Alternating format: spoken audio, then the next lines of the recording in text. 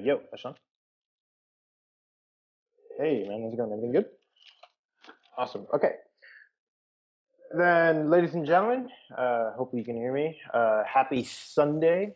Today is October 4th, 2015, and we welcome you to day 2 of the first week of the 2015 fall interloss season. Coming back to you again, my name is Jose, the Skeptic Joe Domek, and running alongside me is Ashan, a Black Star Hamilton. Nice to meet you, sir. Yes, sir. It's very good to be here. So we have another 3 games to cast for you guys today. The first game is going to be between teams 5 and 11, respectively. I'm going to give you a heads up already. Both teams required last-minute substitutions, which means we are going to be seeing a no-bans game due to the last-minute substitutions and the penalty for enforcing that rule. So a little bit interested to see how this one's going to play out. That's for sure. I'm expecting to see the Darius and the Fiora getting picked. Maybe a Mordekaiser, if anyone wants to play a freeload champion.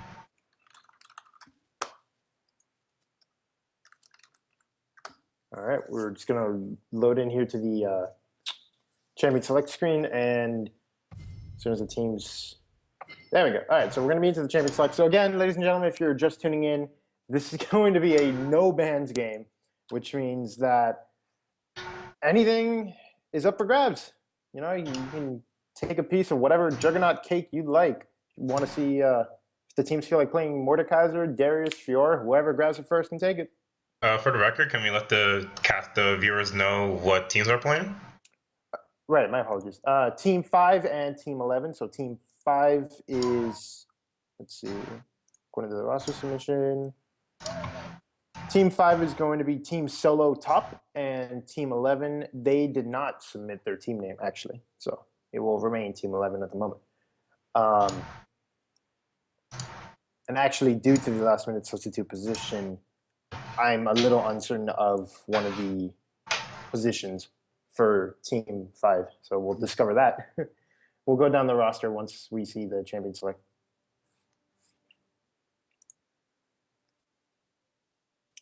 I just received notification that Team 11's name is actually straight out of Grompton. Very clever. Home of Tam Kench.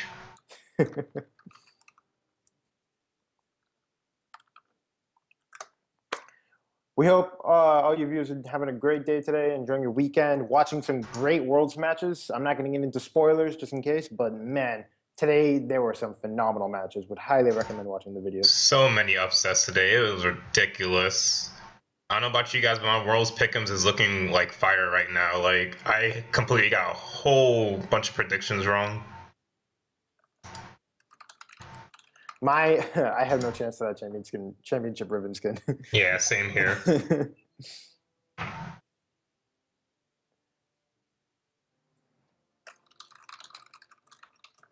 So again, ladies and gentlemen, we're just going to wait all these ban timers out. So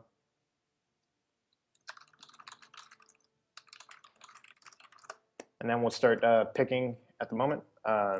Just grabbing some information here, trying to see what these players like to play. I do know the captain for Team 5 is Andrew 135246. From here on out, going to be known as Andrew. He does play a lot of top and mid lane. He prefers these control mages in the mid lane. So we're going to be looking for Lulu. We're going to be looking for Karma, Lissandra, things of that type. The captain for Team 11 is actually one of the players that was subbed in for. They could not attend today for whatever reason. So actually, the acting captain for Team 11 on the red side is Zario93. He did perform in Interlol last season. He was a support main, so I'm expecting him to play his Janna, his Morgana, his Thresh here again. Nice guy. Writes posts on the Facebook group often, so he's definitely very active in the group. I'm going to be very surprised that the picks are going to be happening here, because over the course of day 1, we saw a lot of Vayne that got picked up, and we have the Mordekaiser hover right here for the first pick.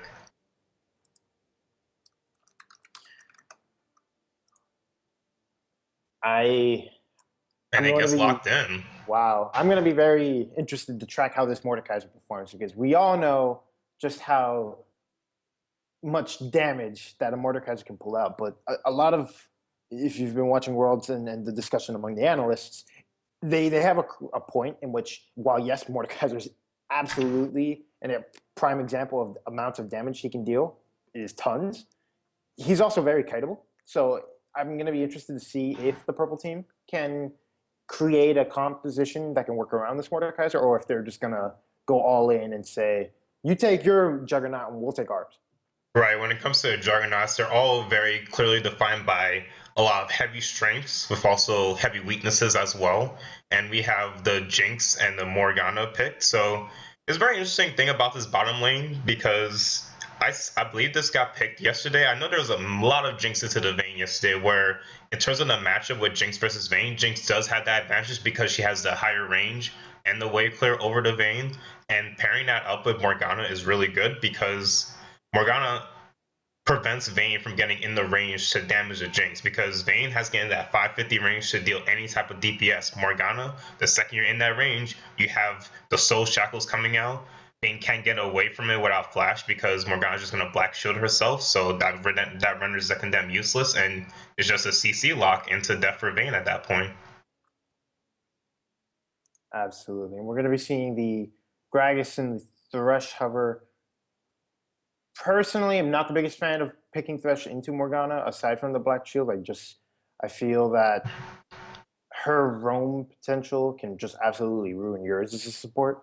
So, but we are going to be seeing it locked in anyway. Rob D acting to prove me wrong. Maybe he's got a trick up his sleeve that he feels comfortable in this matchup.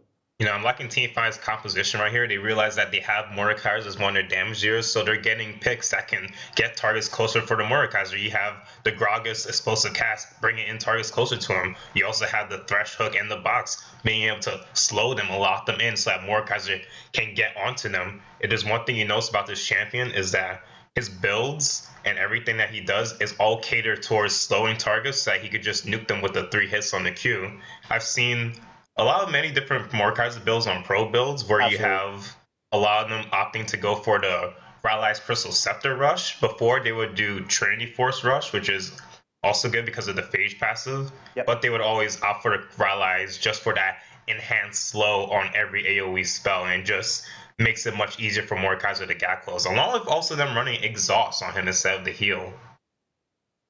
Definitely a lot of variations. This champion, this Juggernaut is still definitely a pick that pro players are still experimenting with. I don't personally believe there is one correct way to build Mordekaiser. I think it's more just comp and circumstance dependent. So in that regards, I love seeing the pick just because you can have such flexibility in your builds. We are going to be seeing the Orianna and the Evelynn locking. The Orianna is such a great mid lane control mage. Just farm away, have great team fights, support your allies. This is great for the Jinx. This is kind of looking like a Juggernaut Jinx comp just because you have so many shields for her. And we do see the Evelynn pick as well. We saw how effective the Evelynn was yesterday, applying loads of pressure throughout the jungle, making the ganks happen, getting that. Trundle Syndra. Ooh. Syndra into Orianna is a lane that I believe favors the Syndra, I think. I have not seen this matchup in a very long time, since last season, actually. But the pressure that Syndra can place down is enough to force Orianna under her turret. Especially in the early levels, Syndra can just zone control Orianna away from the minions. So I'm going to be excited to see if this Syndra can burst down squishy targets. Will Zarya 93 be fast enough on that Black Shield to save them from the Syndra ultimate? We'll have to see. In terms of building, I know that an Orianna can avoid getting bursted by the Syndra just because Athene's is a very staple item in her build path, so there's that extra magic resist, and the shield provides extra magic resist as well, along with, you know, the shield amount, of course. It looks like with 1 second left, we will be seeing the Fiora lock in into Trundle. I do believe that should be a pretty good matchup for the Fiora. I think you just have to build lifesteal early, as you would regardless, and then if the subjugation comes down from the Trundle ultimate, you just sort of kite away and wait for it to pass out, and then as soon as it's down, you can all in and easily secure a kill. But yeah, this is very true. This is very interesting that they picked up the Trundle because I was actually expecting Darius, honestly.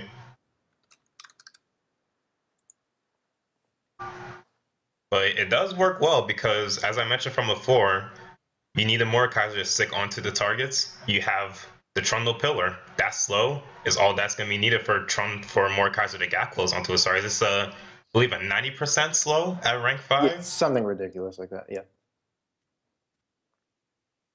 So yeah, we're gonna see how this is gonna work out when this game happens on the Rift. So because we are on the spectator client, we do have that about 3 minute delay. So it'll be interesting to see how each team composition works out well because we do have the strong initiation on the side of Team 5 with the explosive cast. We have a pillar for picks. We also have the thresh hook, maybe even a Syndra stun knockback. On the side of Team 11, you also have strong initiation too with the Morgana Soul Shackles, Dark Binding, and maybe a flank from the Evelyn. So it's going to be really, really exciting to see what these two teams pull out in this game. Do you feel there is a lack of damage coming from Team 5? Assuming the Trundle were to build tankiness, it would just be the Syndra and the Mordekaiser for the most part dealing damage. Do you feel like that's a concern that Team 5 should have going into this game? Or do you feel that they can control early game? Maybe Trundle even picks up a Titanic Hydra or so to add a little extra damage. It'll be a concern just based upon if they get kited or not, and whenever the team fights start happening. Because if you get kited, then you'll be seeing the severe lack of damage off from Team 5, and that is very possible considering that there is Morgana and Orianna and Jinx. Though 3 of those champions are very good at kiting back in fights, just because Jinx is long range, Orianna with the command and the dissonance with the move speed boost and the move speed reduction onto enemies. So it's gonna be really, really interesting just to see how Team 5 works around and starts these team fights. Because if they could get a pick on a good target, it'll be able to set them up really well for the fight. I am a little bit interested in this Orianna Ignite choice of Summoner. Typically, against a burst mage such as Syndra, you would be afraid of the all-in, and so you would run either heal or barrier, usually barrier in this case, for burst assassins. So should be rather aggressive posturing in the mid lane, possibly even a really early first blood. The reason being, I think, is actually because Blue Dirk on this Evelyn did not take Ignite. So I'm thinking there's a high possibility that they do have a sort of level 2 early Evelyn cheese strat coming in, and they're going to try and get this first blood off of this Syndra. You know, one could argue that the Orianna could have ran the exhaust and the Morgana could have ran the ignite because you can use the exhaust to reduce the burst damage from the Syndra, and the ignite helps you a lot against the Mordekaiser because he does have that self-healing there here and there in his abilities. Especially the double Targons in that lane. Most Mordekaisers, they don't start their build with an item for their core item. So for example, they wouldn't start Amp Tome for Rylas or like Longsword for Trinity Force. They start with a Targons to get that melee proc execute on the minions and to have increased sustain, because one of the reasons why melee AD carries are non-existent basically is because they suffer so heavily from the poke damage, from the harass that they take from the traditional AD carries. However, the implementation of Targon's Relic Shield, that increased sustain allows the Mordekaiser to thrive in this lane, alongside all these other benefits of increased experience and increased shields now with the recent patch changes. So I love the double Targon's bot lane just because you can immediately clear a wave, almost like you can. It's a cheese strat that I've seen a lot of pro players do, where on the second wave, when the 2 waves come in, after the second wave, you can execute 2 or 3 minions in a heartbeat and hit an early level 2 before the enemy laners can even respond to it, and then you can just go all in for a cheese. This is very true. So we are at low screen right now, so get ready to see some insane game, I think, because there's one thing I didn't like about the team compositions from yesterday is I felt that they all lacked something or another in terms of their team comp, whether it was a primary form of engage or wave clear or siege potential. But I feel these two comps are very well rounded in terms of these aspects. Absolutely, have to agree with you there. So, ladies and gentlemen, if you're just coming in, this is Intralo Week 1, Day 2. We have our first match of the day. It is Team 5, TeamSoloTop, with Andrew 135246, otherwise Andrew from here on out. In the top lane, in the jungle, Gigaman 69. In mid lane, Rubd, 80 carry, Clarky with support. Imatui. Matt. Let's go with Matt. And on the red side, excuse me, Team 11 named Straight Outta Grompton. Gotta give him points for that name. We have in the top lane, DP Regrez. In the jungle, Blue Dirk. On that dangerous Evelyn pick we're going to be seeing come out. In the mid lane, Psycho. In 80 carry, Young Love. And Zario 93 on support. You know, it makes you wonder what the 93 stands for. Is that how old he is, or is that just his favorite number? You may never know. Maybe he has 93 accounts. Could be the year he was born in. Something I'm going to be watching out for really early on is that bot lane pressure that the Mordekaiser can exert, as well as where this Evelyn is going to go. I talked about how the Orianna Ignite choice is very unusual, so I would like to see the interaction between the jungler and Orianna. I'm actually, let's see if I can get some statistics here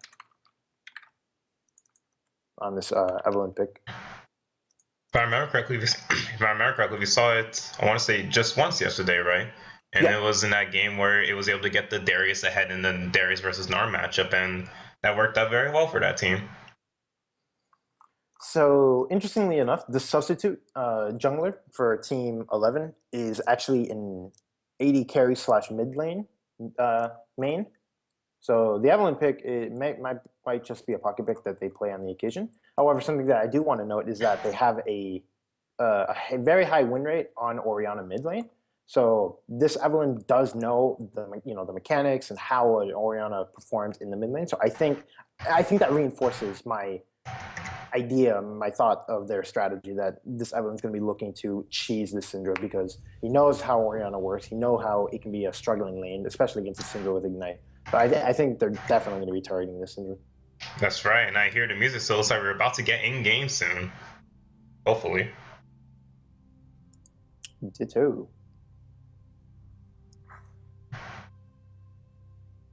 There we go, we're in game. Ladies and gentlemen, we are on the Rift. Thank you very much for your patience, and we hope to have an amazing set of games coming here to hear live from the Introlo channel. Let's get this underway. Team 5 versus Team 11. TeamSoloTop versus Team Straight Outta Grompton. So we see the ping there that's showing for this early invite. Let's see how Red Team will go in response. They're making the same ping in the same direction, so it looks like there could be a potential 5v3 fight. Get your game face on, ladies and gentlemen. We're about to have a fight. Will that be the hook start? He started hook, and it lands. The Dark Binding lands onto a Thresh, with the stuns happening on the Morgana, who flashes away. Good enough flash. We'll disengage. That is a flash burn, though, and that could prompt a second avenue for Gigaman to start camping, right? Flashless Morgana is pretty squishy, easy to kill. 30 seconds until minions spawn. You know, that was very interesting. Everyone held on to their level 1 abilities until they saw the hook lance. So you saw the Grog get start E for the stun, along with the Syndra having the Q for the damage as well.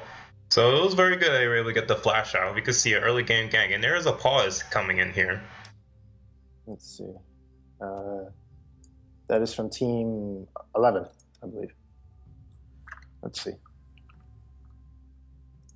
We'll get in contact with the team.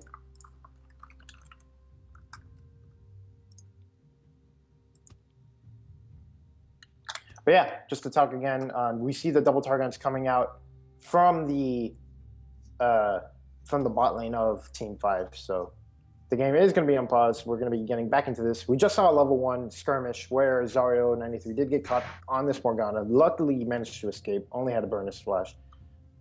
But we'll see how that loss of a summoner impacts his impact in the lane.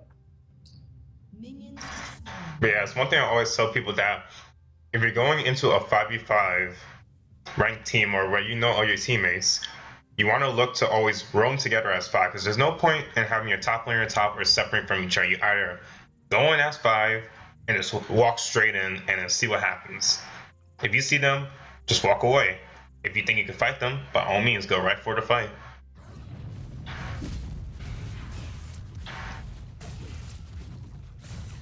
We're going to be seeing a rather natural start to the game. No lane swaps, no jungle invades of that sort. But we are going to be seeing Dippy trying his best to harass this Trundle early on. As long as he doesn't get chomped on, I do believe he has an AD advantage and will be able to poke a lot. However, as we all know, Trundle, his passive keeps him nice and healthy in lane, so it should be pretty even. We do see the counter jungle happening here between the Evelynn and the Gragas. You do have the Pains calling in for the help, so see, this will be the collapse on the Eve. This is a little The bit stun dangerous. lands on her, and she has the pot sticking, but she gets the smite for the heal from the red buff with the Thresh and the Syndra going for the collapse. Evelynn still has the heal. Where is she trying to flash to? Gragas is Gragas with the flash. She flashes away. Will Syndra be able to get the stun? The ignite ticks happening as she tries to make it 1-for-1 going back onto the Gragas, but as Syndra gets the first blood, Orianna trying to see if she can do stunning, but she gets stunned as well. Looks like she might get caught up as well. Will the stun come up from the Thresh? Will the hook come out? It will be the flash hook. He does have the flash. The hook does land.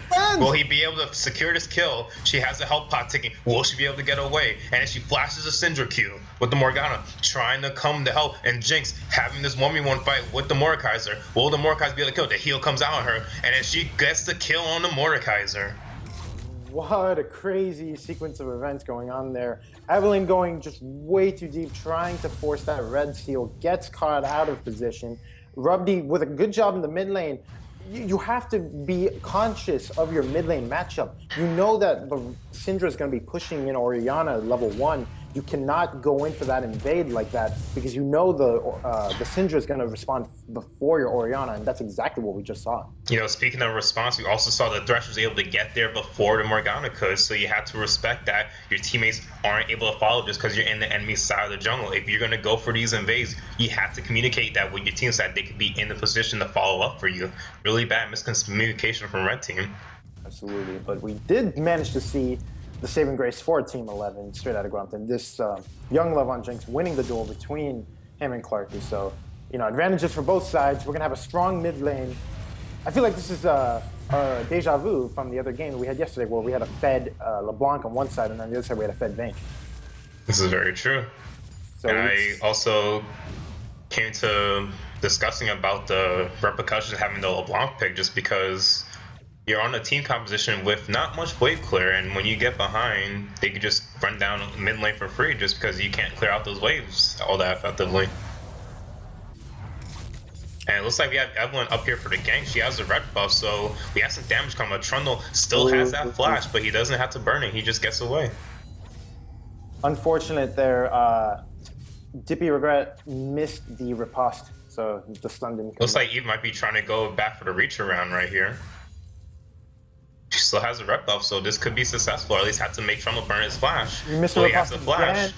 The Fiora can't quite get the vital prop, but she just flashed forward and Trundle flashes away, and we have a fight happening in the bottom lane. This looks like a little tussle of a trade between the four. Nice hook there coming out from Matt, though. Definitely good accuracy on that skill shot right now. And I want to pay attention. Ooh, this mid lane damage. Orianna getting chunked out hard. I want to pay attention to how all this ganking and invading affects Blue Dirk. He's still level 3, 5.5 minutes into the game, trying his best to get kills for his team, trying his best to apply pressure. At the very least, all that attention should let Dippy gain control of the lane as he starts to shove down into Andrew's turret up top lane. Oh yeah, right now it's still a pretty even game going to anyone's favor if it just being 1-for-1 and only just a 100 gold lead at the moment. Just looking briefly down the line, we do see that Young Love does have that 10 CS advantage over Clarky. In the mid lane, things are going more or less even, and same with top lane. So we're going to see that bot lane CS advantage continues to bloom. Nice Black Shield there. Oh, nice Dark Binding. He'll be alright. Targon's plus a little shield. Never hurts. You know, the Gragas was trying to see if he can look for a lane gank, but it looks like he's just going to recall. He was trying to do something, but Eve is looking for this bottom lane gank, but they spot her because she's walking on their pink ward. And they notice the pink ward, so they're just going to clear it out right now. Very interesting from Dippy. He responded very well to that Gragas lane gank. Was Gragas, could he be seen from the minions? Oh, and the all-in. Oh. Goodbye. That is why you take Exhauster Barrier on the mid lane Orianna matchup in this case. Yeah, in regards to the attempted Gragas gang on top lane, I believe the minion wave was just too pushed up to the point where he couldn't quite get an angle in on the Fiora, so he just had to go away. Got it. All right, well played by WD. We are going to be seeing this snowballing mid lane as we saw yesterday. So we're going to see how this Syndra can take, how WD's Syndra can take his advantage and apply it to the other lanes. So this bottom lane is very interesting just because I mentioned how if blue team was going to pick the Vayne, you have Jinx and Morgana who is really good against Vayne just because of her short range. And it's also working in this case against the Mordekaiser because he can't quite get in range and the Dark Binding lands. But it looks like the Lantern is going to get the Gragas back in. Will this be a kill on the Jinx? She gets stunned up, but the Gragas taking a tower shot and they both have to just walk away. Matt missed his play, unfortunately. I think that could have made the difference. At the top lane, this is a gank. The Vitals are proccing. Riposte lands, gets the slow. Blue Dark will secure the kill. Very well played. A lot of attention spent in this top lane. Gonna have to see how effective they can take this advantage as well. If they're gonna be shoving down turrets top, if Yo will continue to split all game, or maybe Dippy will be trying to make some TP plays happen bot lane. But yeah, this is true. We have this Fiora that's getting ahead. This is, I want to say, the third gank in the top lane from this Eve.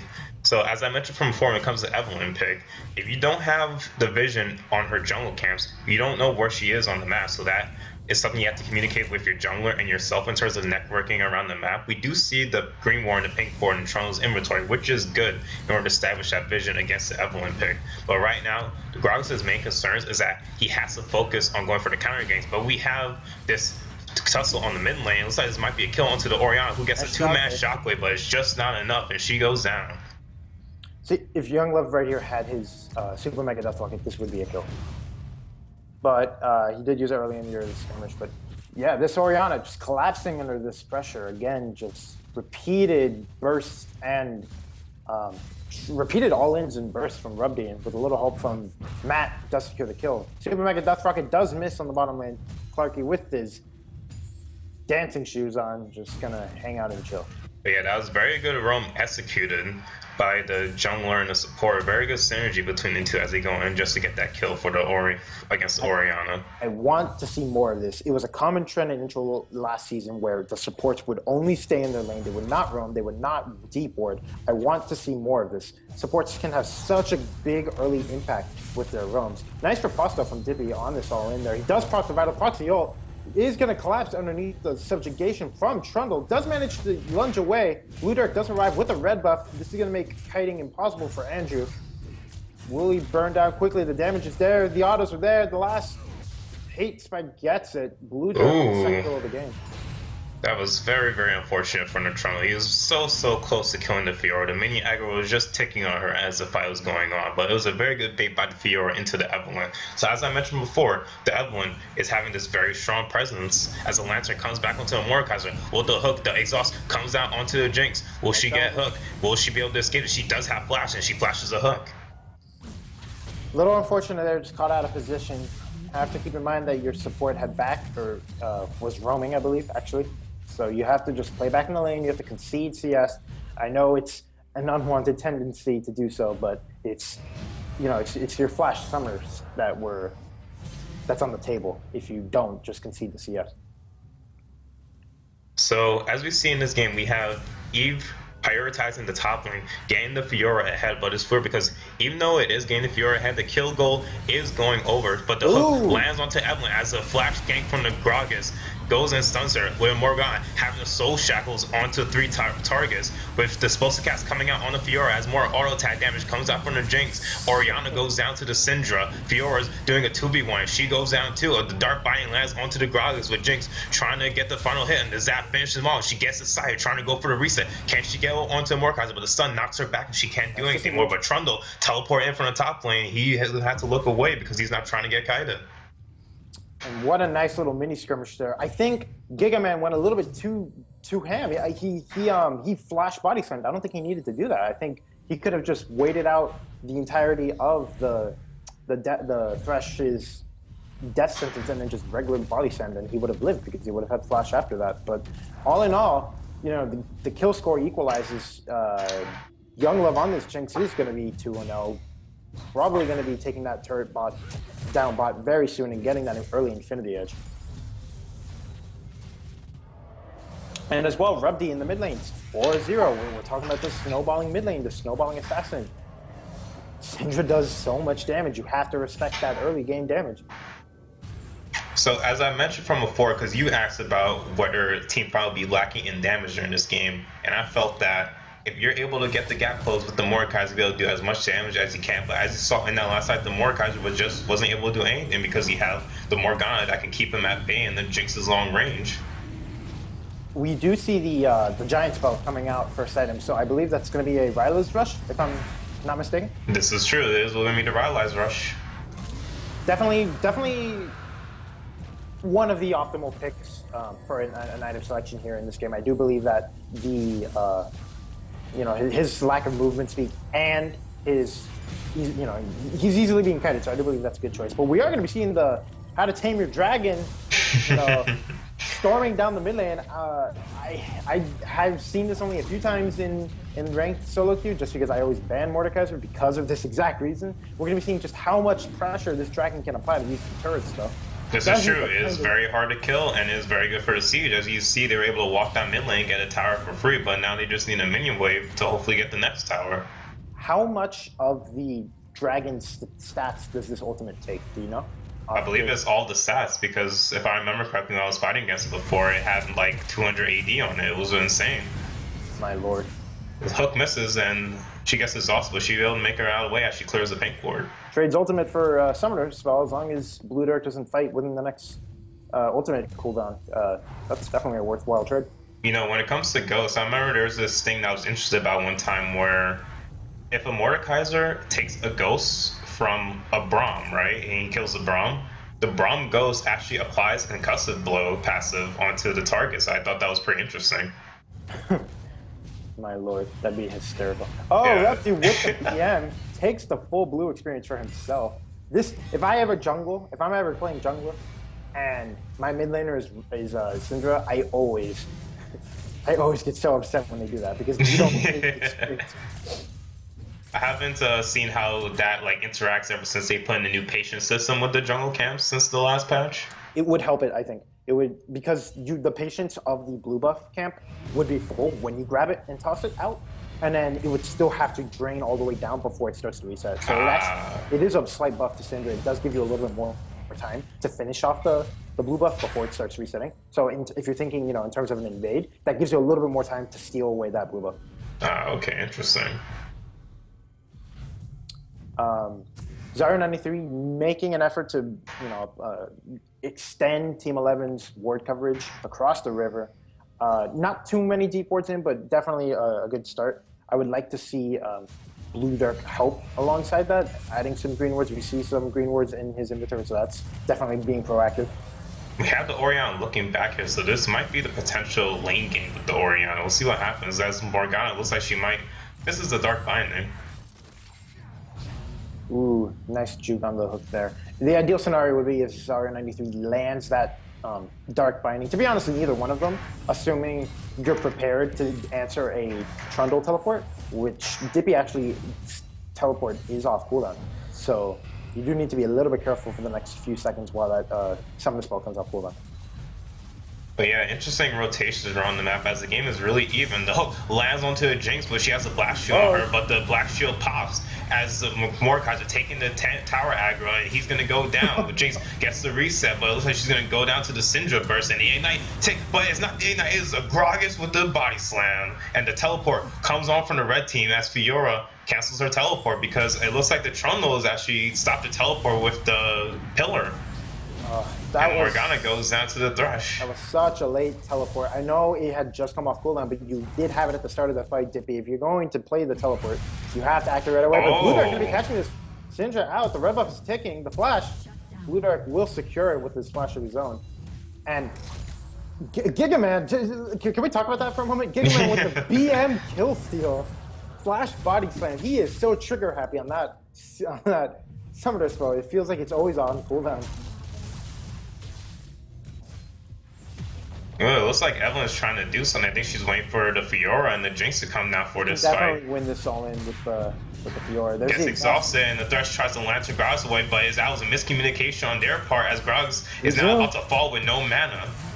And that's a kill right there. 7-9 in the kill score, and the goal is more or less even. Nice binding there, going to be a nuisance as Andrew just sort of just walks away. So this is a very interesting game right now with how even it is for either side, because we have the Fiora that is going to be going for the Ravenous Hydra first, and we have Evelyn that got the Rune Glaive, and she has a Blasting Wand, which can potentially build into a Leandry's Torment if she so desires.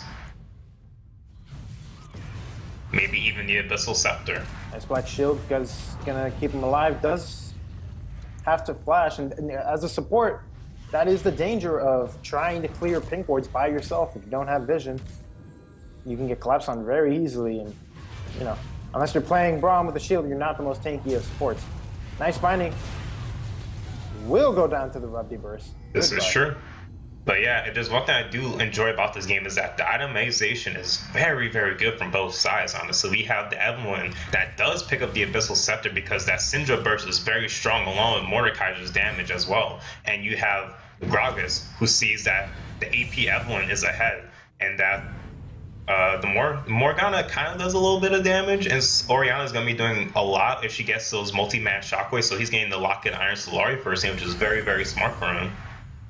One thing that is always worth noting about this Mordekaiser pick is that regardless of how far you fall behind, due to the Q stacking, damage stacking mechanic of his ability, that Mace of, I believe it's Mace of Spades, even if he's behind, he can still deal so much damage with those auto attacks. If you just let him get into a fight and auto twice, he will kill whoever he's attacking. I always tell people if you want to do the true cheese, what you do is that you auto a minion 2 times with the Q after the Angel Splash auto them, and that usually kills them. Absolutely. Binding is going to land. It's going to be more of a nuisance than anything else. So Rubdy just looking to zone away. The rocket goes down. The pillar does zone him away for a bit, but the Fiora ulti comes out with the AoE heal as the dragon is joining in the fight for the blue team. Will this be the fight for the blue team? Trundle goes down as the whole entire red team is trying to fight the dragon. Can we get out the Dragon Slayer skins for this team, folks? Do they get a stack of dragon aspect if they kill it? And if only. If only. That's quite unfortunate. Blue team does manage to get the dragon, but they lose 3 in return. Is that worth it? We'll have to see how Team 11 can respond to this situation, how many turrets they can push down. They are going to get this mid-turret guaranteed. The ultimate, however, is still up from Rubby, so you have to keep that in mind. Nice stun lands. Finding misses. But the Evelyn flank, as they kill the Mordekaiser, but the Syndra ulti finishes off the Evelyn, but I was actually very interested that during the dragon fight that blue team decided to disengage away from it. I'm going to assume they did just because Syndra had no mana for the fight, but after they killed the dragon, they had the dragon right there with them, so I was assuming they will take that fight just because they have that dragon with them. I think the issue there was that Gigaman got chunked really hard at the beginning. He was tanking the dragon, he took a binding, he stood in Tormented Soil, and he took a Super Mega Death Rocket to the face. So when the dragon died and the fight began, Gigaman had about a quarter of his health left, so he definitely must have made a call to back away. Yeah, the gold lead is still even for the most part. It's not too far off. It's only a 2k gold deficit. A respectable lead, nonetheless, for Team 11, but it's definitely not an insurmountable lead. So I'm going to be looking to see how this blue team plays into this mid game. They need to take that top tower for sure. Currently, as it stands, I'm going to say that Trundle still wins the all-in the top lane, at the very least, as long as his ultimate's up. If he can't kill the Fiora with his ultimate, then he just backs away and waits. But pretty soon, I would say this Fiora is going to be able to take down this Trundle easily.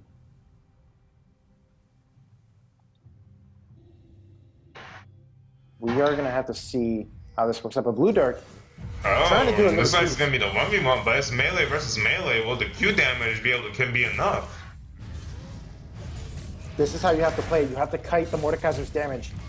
Nice flash, almost gets the outplay. Not enough, unfortunately. Just a little bit more damage on that Q would have been the death of this Evelyn. But see what I mean there? That's a 5-2 Evelyn with a Abyssal Scepter against a 1 1-3, now 1-4 Mordekaiser, and the Mordekaiser still managed to take down the Evelyn.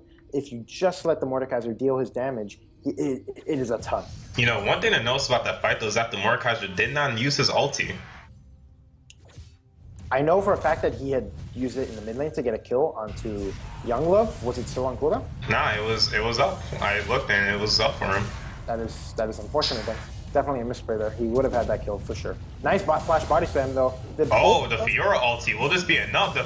It's making her health bar keep going up and up. She's almost has more than half HP, and she's doing this 2v1 fight as Grouse flashes away and she dashes over and finishes them all. Double kill, Pele.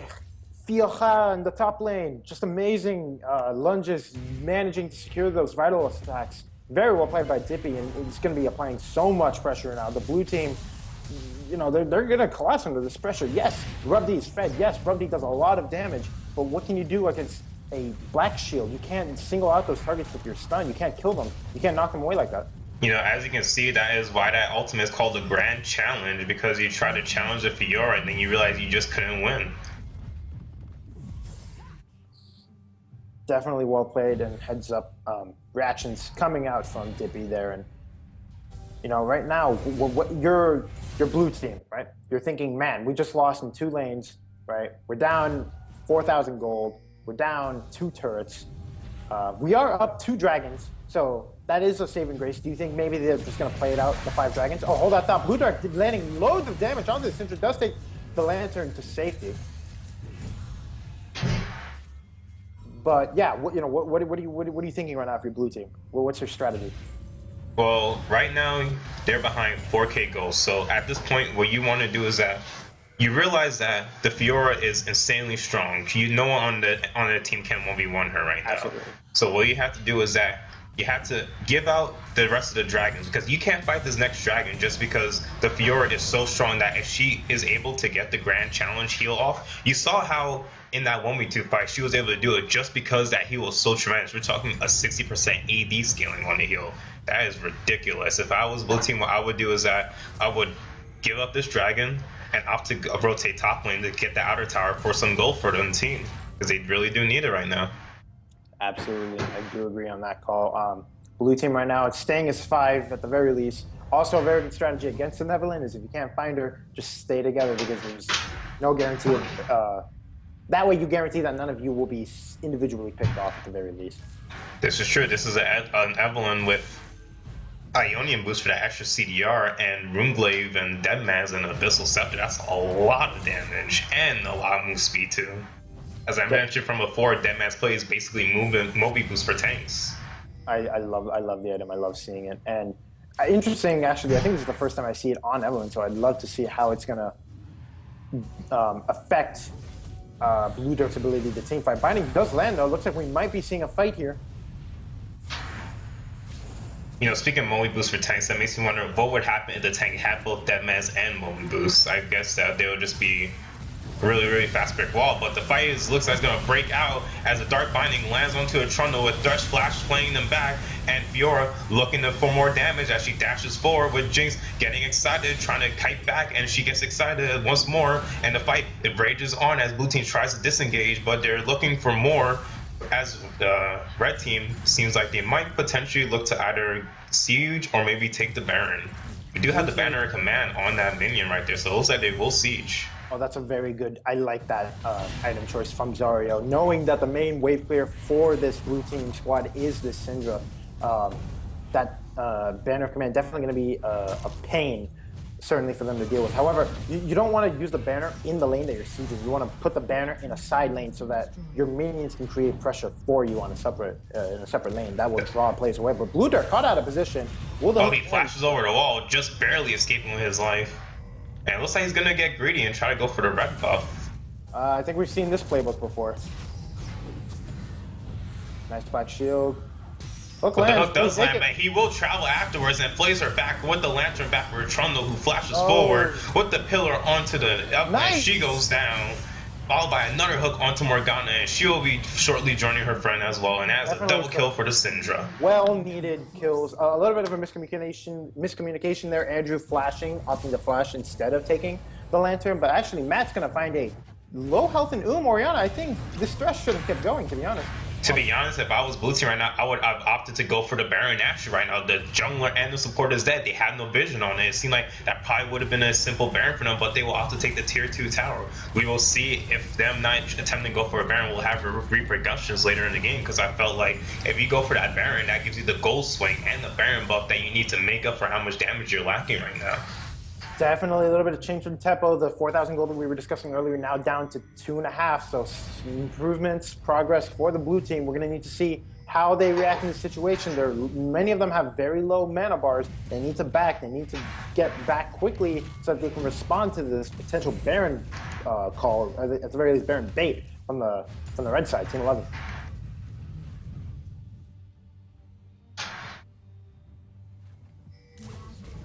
So we do see the pings going in for the Scuttle Crab. Will this be a potential Baron, or is it just Vision? It seems like it'll just be Vision for now, with Trundle being on mana, and as well as Gragas being Andrew needs to back. He needs to be in that bot lane to cover the bot lane's inner turret. Dippy is just going to be pushing nonstop. While Andrew cannot 1v1 skirmish this Fiora, at the very least he can hold away underneath his turret. He needs to be able to answer the split push threat. This is a very, very strong Syndra, and we have the 1v1 happening between the Evelynn and the Mordekaiser, who is going to be winning, as Evelynn is trying to kite back with the spikes. And I keep telling you, man, the damage from the Mordekaiser Mace of Spades is enormous. Blue Dirk has to respect the fact that if you were to just stand there and go toe-to-toe autoing with a Mordekaiser, you're going to lose. You need to kite. You need to use that hate spike damage.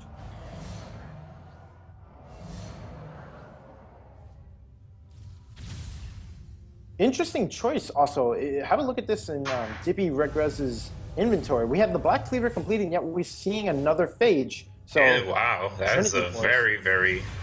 He feels that he's snowballing to the point where he wants the Trinity Force, but if I was him, if you're snowballing that badly, instead of getting that Trinity Force, you could just go for the Bloodthirster. That is 20% more lifesteal for you, along with 80 attack damage, and it'll be a very good survivability with the shield too. Also, another thing that I want to mention is that Martin from SKT actually picked Fiora in Worlds, and when he picked her, he was so ahead in one of his games that what he decided to do was that he went Ravenous Hydra, Black Cleaver, and then got a third item, Guardian Angel, which makes sense as Fiora.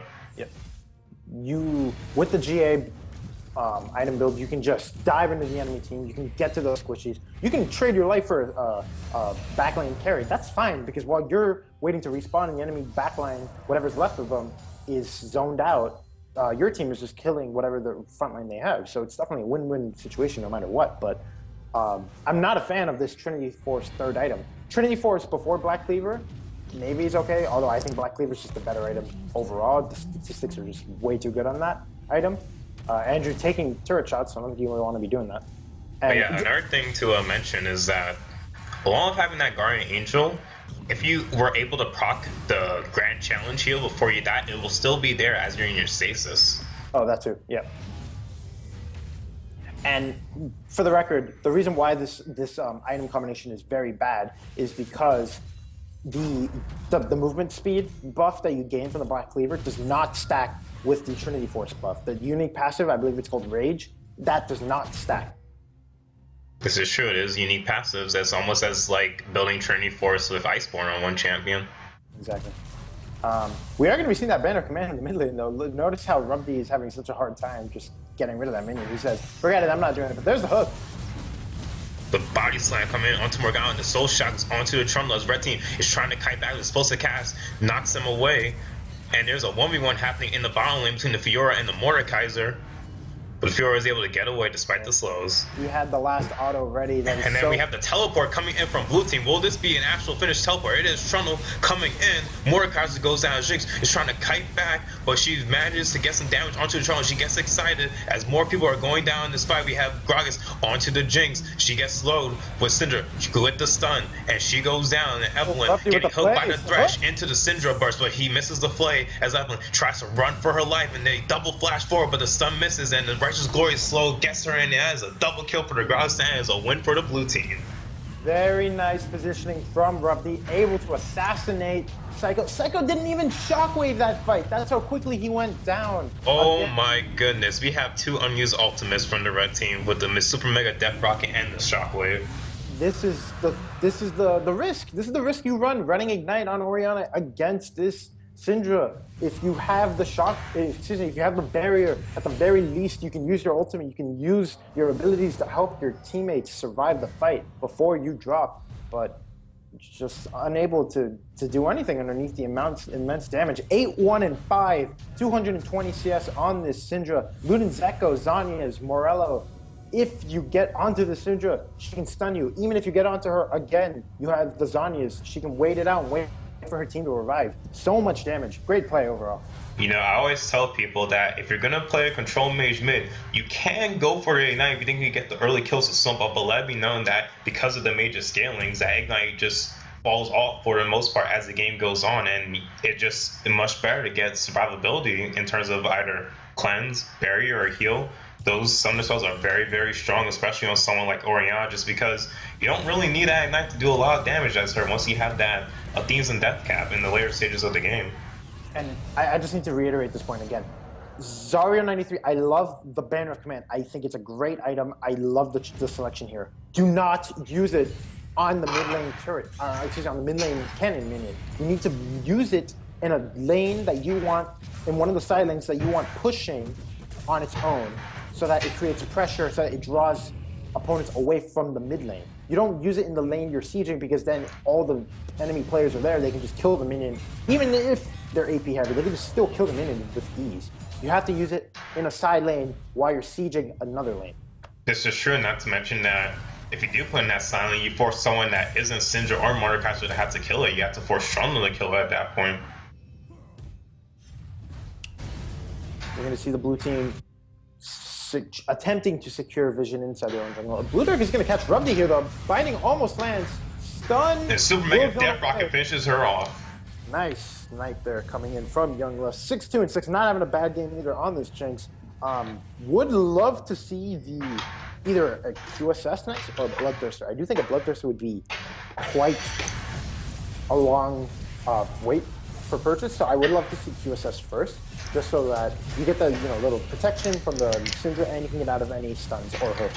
You know, the QSS would be especially good just because when it comes to positioning, you'll be able to, oh, but there's a fight happening right here. Asgardas gets a buy slam and a supposed to separates the red team, but he goes down and the fight rages on as Mordekaiser is able to finish off the Jinx with the third Q. Will Thresh be able to land the hook onto the lane as the red team is trying to get away with the Baron buff? Can they live? With Orianna trying her best to make the getaway for her. And that 3-match shockwave happens, but it's just not enough damage, but they were able to disengage with that. You absolutely have to, if you're the red team, you have to get out of the fight. The reason being is that the ghost from Clarky, his ultimate was used on Jinx, which means that if you get into that fight, you basically have a 6th player on the blue team dealing damage, because that ghost, I mean, just taking a look at it, it has 270 attack damage. And it crits. And it crits. It's going to be hitting you so hard. You know, speaking of the atomization, I was mentioning that if she does yield for that QSS early on, she can cleanse that slow, because I feel like when it comes to these fights, what she's not worried about is a Thresh hook or maybe a Syndra stun. It's more about that pillar. That slow is just so crazy at this point. Talking 90% slow. Insane.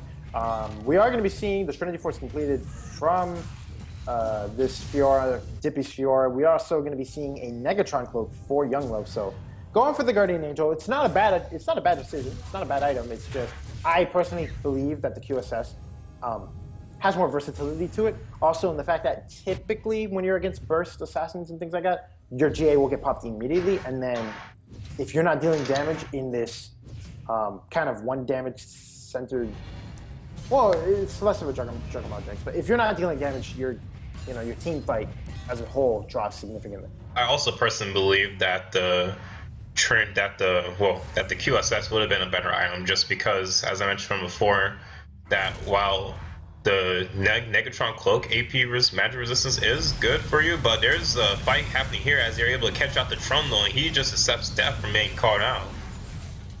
Wrong place, wrong time. You can't be farming when you don't have vision. Look at the vision control right now. Blue side only has vision of their bottom right side jungle, that quadrant, that's it. Look at all the wards placed from Team 11. Great job actually knowing that this potential fifth dragon coming from the blue side, they took advantage and they have that dragon area completely under control. You know, I'm actually surprised that the Toronto opted to buy Steric's Gauge because I felt that in terms of itemization wise, when you have the Spirit Vicious and the Sunfire Cape, you have enough resistances, and I feel that at that point you could have considered getting a potential better offensive item, because Steric's Gauge is weird in the sense that it's both an offensive item and it's kind of defensive, the HP you get, but I felt that if you wanted more damage from it, would have been better off just getting a Blade of Ruin King on Trundle at that point. I agree. The Bork would also help him chase down Young Love and help him chase down Psycho if they are kiting in. We do see the Zeke's completed from Zarya though, so expect huge damage numbers coming out of this Jinx, that's for sure. Oh, this be the 1v1. This is a grand challenge for Fiora, but she longs for a wardy opponent, and this opponent is just too strong for her, but it seems she's trying to turn the fight, and she goes down. This is the damage we keep talking about. You cannot underestimate this Mordekaiser. You know, one thing to mention here is that this is a 2-item Mordekaiser too. Yeah. This is just straight rallies damage. The hook misses, and looks like it's gonna be a brawl for the dragon as the boss slow, and the exhaust happens on the Evelyn. She's a target of focus, and a 3-mass shockwave destroys the blue team as the red team is trying to offer more kills. Jinx getting excited as they proceed to take the dragon. What a saving grace for Team 11 right there. That would have been Dragon 5 if the blue team had been able to collapse properly, but something to note, yes. Clarky made a great play top lane, got the kill on his own. Ravdi will be taking down Evelyn, flashes, and escapes. You know, one thing to mention is that there should have been better communication with blue team on that, because they should have realized that, hey, our primary source of damage, the Mordekaiser, is top lane. He just killed the Fiora. We should let this dragon go, because even though this is our potential fifth dragon, without him, we can't win the fight. We should just let them have it and just proceed to let him take the tier 2 tower. In my humble opinion, while that is fifth dragon for you, it's dragon 1 for the enemy team, so you can trade that dragon for a tier 2 tower because it's more worth in your favor in terms of gold. Worst case scenario, you do like Giga Man try to steal it, you just body slam over the wall, and if you don't get the smite, you just flash out. But slight misplay there. Good team fight, good shockwave from Psycho coming out here. We are going to be seeing the red team continue to increase and expand their frontline ward vision here. 18 to 26, 40 minutes into the game. Team 11 up 5,000 gold. We're going to see if they can manage to close this game out. This is a Righteous Glory engage. Who are they trying to get? It seems it's going to be the Morgana, but they weren't able to quite be in range of it.